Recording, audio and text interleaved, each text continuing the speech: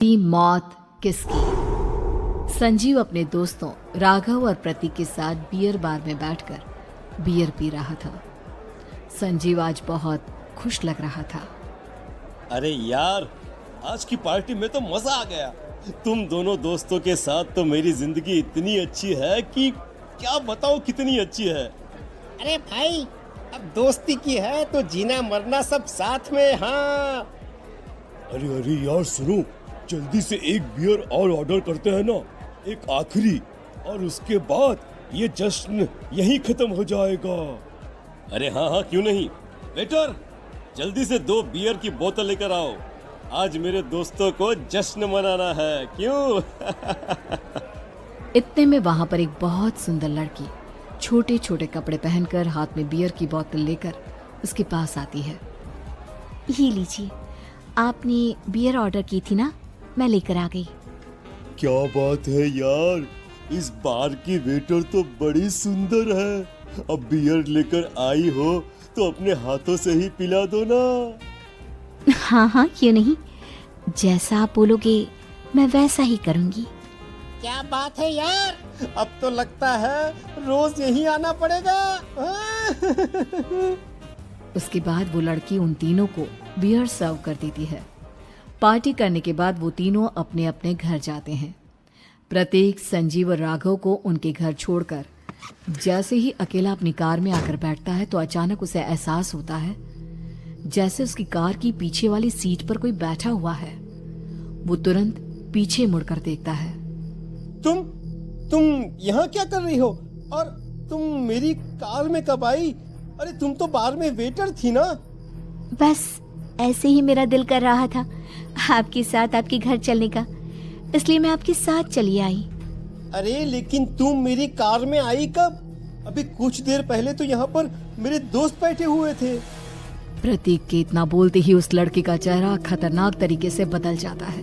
उसकी आंखें पत्थर की तरह सफेद और पूरे शरीर पर नीली नीली नसें उभर आती है। गाड़ी चलाओ, पूरी स्पीड में चलाओ, और अगर तुमने गाड़ी रोकने की कोशिश भी की तो मुझसे बुरा कोई नहीं होगा। डर की वजह से प्रतीक के पसीने छूटने लगते हैं। उसका शरीर बुरी तरह से कांप रहा था। प्रतीक बिना कुछ सोचे समझे कार को फुल स्पीड से चलाना शुरू करता है। चलते चलते वो शहर से दूर एक पहाड़ी पर पहुंच जाता है और सामने अब सिर्फ पहाड़ी का किनारा दिख रहा है, जिसे देख प्रतीक घबराकर अचानक से कार को ब्रेक लगाता है। देखो देखो देखो देखो, मुझे छोड़ दो मुझे। अगर मैंने गाड़ी जरा सी भी आगे बढ़ाई तो हम दोनों नीचे गिरकर मर जाएंगे। ये तो तुम्हें पहले सोचना चाहिए था ना। अब कुछ नहीं हो सकता।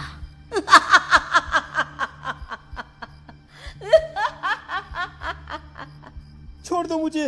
नहीं नहीं, प्लीज मुझे छोड़ दो। प्लीज प्लीज मुझे जाने दो, छोड़ दो मुझे। गाड़ी आगे बढ़ाओ। और तभी अचानक से बिना प्रतीक के स्टार्ट किए उनकी कार आगे बढ़ती है और गहरी खाई में गिर जाती है। उसके चीखने की आवाज एक चारों तरफ सुनाई देती है।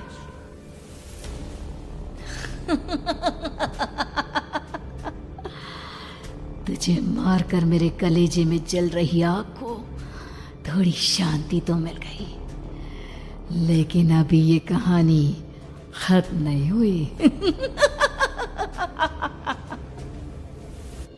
और फिर अगले दिन राघव और संजीव को पता चलता है कि प्रतीक की पहाड़ी से नीचे गिरकर मौत हो गई। अरे कल रात की तो बात है यार, हम सब बैठकर पार्टी कर रहे थे, लेकिन मेरी एक बात समझ में नहीं आ रही। राघव शहर से इतना बाहर उस पहाड़ी पर इतनी रात को क्या करने गया था? अरे यार, वही सोचकर तो मैं भी परेशान हूँ। हम दोनों को छोड़ने के बाद तो वो सीधा अपने घर जाने वाला था, और वो आत्महत्या क्यों करेगा भाई? कल रात तक वो कितना खुश था, हमारे साथ सेलिब्रेट कर रहा था। हाँ, लेकिन पुलिस ने तो यही कहा है कि प्रतीक ने अपनी कार को जानबूझकर पहाड़ी से नीचे गिरा दिया और आत्महत्या कर ली। अरे यार संजीव, मेरी तो कुछ भी समझ में नहीं आ रहा है। चल ठीक है, अब मैं अपने घर जाता हूँ। Okay, bye. राघव अपने घर में अकेला था। दोपहर का वक्त था। तभी दरवाजे की घंटी बजी। कौन है? अरे 1 मिनट रुको, अभी आता हूँ। राघव ने जैसे ही दरवाजा खोला उसने देखा कि सामने एक बहुत खूबसूरत लड़की खड़ी हुई है। कौन है आप और यहाँ किससे मिलने आई हैं? देखिए ना, बाहर बारिश शुरू हो गई थी, मेरी गाड़ी खराब हो गई है। आपका घर नजर आया तो सोचा कुछ हेल्प ले लेती हूँ। क्यों नहीं, आइए ना, आइए आइए। मेरे कपड़े पूरे भीग चुके हैं, क्या आपके पास टॉवेल मिलेगा प्लीज? राघव अपने बाथरूम से एक टॉवेल लाकर उस लड़की को देता है। थैंक यू सो मच, अब मैं चलती हूँ। अरे इतनी क्या जल्दी है? आप चाहे तो बारिश रुकने तक यहाँ पर रुक सकती हैं। हाँ। लड़की ने पलटकर राघव की तरफ देखा। नहीं, मुझे जाना होगा, मेरा काम बाकी है।